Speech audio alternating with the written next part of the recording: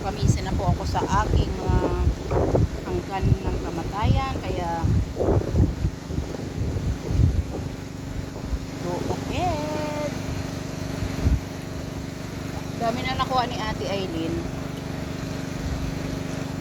Yung mga sisi-sisi, ayun siya, oh. Ayun. Dami niya nang nakuha. Makikihingi na lang ako ng sisinya na yan. Ito yung mga tahong. Maliliit pa nga lang yung tahong.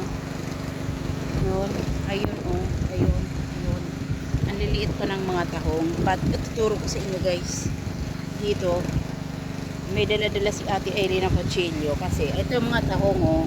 Ang liliit kanila. Ayan. Ayan yan siya. O, diba? Ganda. Ganda yung mag-relax sa tabi ng dagat. Asin talaga. Mamumulot na naman ako ng shell para sa aking halaman. Kaya on the go pang halaman. Siyempre, pinupunta ko dito sa dagat. Mamulot lang ng mga panlagay sa halaman.